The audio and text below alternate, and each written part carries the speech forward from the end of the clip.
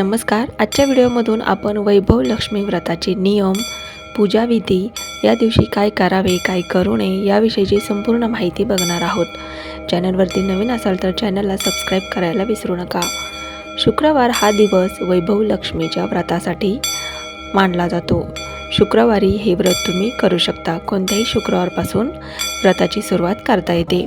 सुवासिनी स्त्रीने हे व्रत केले तर फारच चांगले. घरात सुवासिनी नसल्यास इतर कोणत्याही स्त्रीने किंवा कुमारिकेने हे व्रत केले तरी चालते. पूजा आपण स्वतः मनापासून करावयाची आहे. गुरुजींची आवश्यकता नाही. पूजाविधी पुढे मी सांगणारच आहे. एखाद्या अचानक आलेल्या अडीअडचणीने एखादा शुक्रवार आला नाही तरी चिंता करू नये.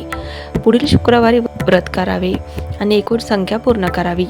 लक्ष्मी मातेची एकूण 8 चित्रे आहेत. त्या स्वरूपात व्रतपूजा करण्यापूर्वी मातेला वंदन करावे व श्रीयंत्राला वंदन करावे. शुक्रवारी व्रताच्या दिवशी उपवास करावा, म्हणजे उपाशी राहू नये. उपवासाचे खावे, दूध, केळी किंवा फलाहार करावा. संध्याकाळी पूजन झाल्यावर उपवास सोडावा. व्रत करणाऱ्या व्यक्तीला म्हातारपणामुळे, आजारी असल्यामुळे किंवा कोणत्याही कारणाने उपवास करणे जमत नसेल तर उपवास नाही केला तरी चालते. जे करावयाचे ते मनोभावी करावे. व्रत शास्त्रशुद्ध पद्धतीने करावे. व्रतांची संख्या पूर्ण झाल्यास उद्यापन करावे. घरात सोन्याचा अगर चांदीचा दागिना नसल्यास रुपयाचे नाणे कलशातील वाटीत पूजेसाठी घ्यावे. उद्यापनाच्या दिवशी 5 किंवा 7 कुमारिकांना आमंत्रण देऊन कथेत सांगितल्याप्रमाणे त्यांना लक्ष्मीचे रूप मानून त्यांचा सत्कार करावा. मातेच्या व्रताच्या दिवशी शक्य तितके कमी बोलावे. मनात नामस्मरण करत राहावे.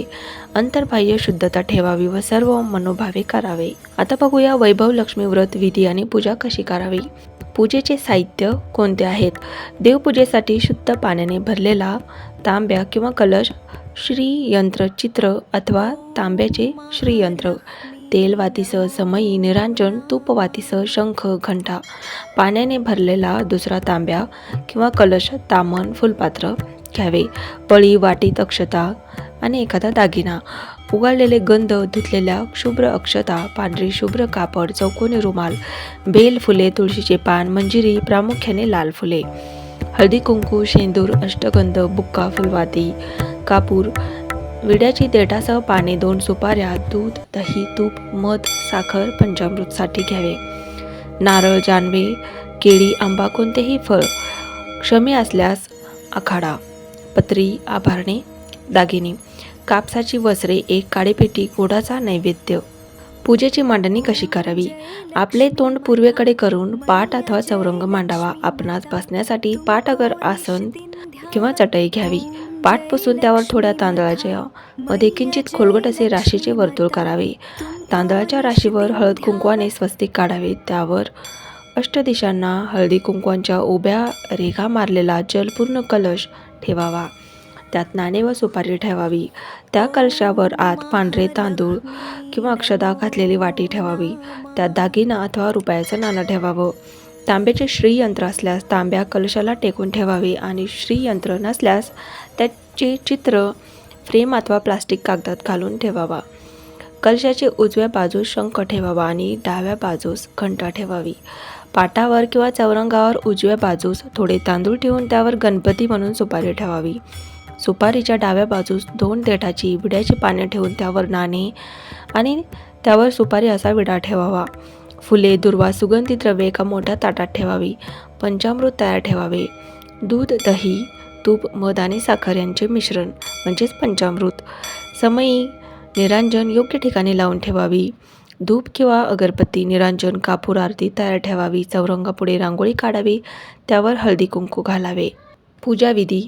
आंघोळ करावी किंवा हातपाय धुवावे. धूत वस्त्र अथवा सोवळे नेसून कपाळी गंध लावावे. घरातील वडील माणसांना नमस्कार करावा व चौरंगापाशी यावे. देवीच्या 8ही प्रतिमांना वंदन करावे. श्रीयंत्रालाही नमस्कार करावा. आचमन करावे व नंतर समोरील विड्यावर पळीने पाणी घालावे.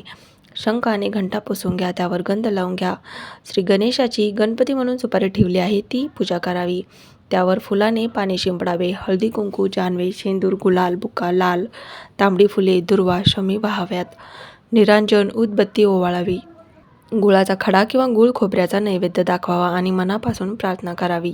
वक्रतुंड महाकाय सूर्यकोटी समप्रभ निर्विघ्नं कुरु मे देव सर्व कार्येषु सर्वदा. आता देवीची पूजा करायची आहे.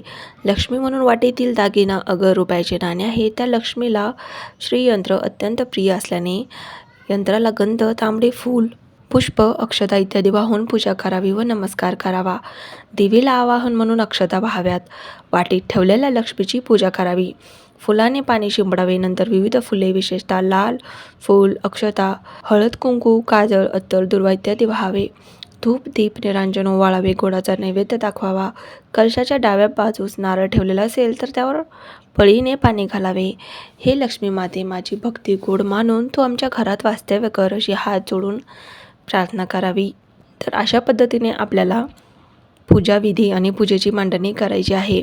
व्हिडिओ आवडल्यास व्हिडिओला लाईक आणि शेअर करायला विसरू नका आणि अशाच माहितीपूर्ण व्हिडिओसाठी चॅनलला सबस्क्राईब नक्कीच करा. धन्यवाद.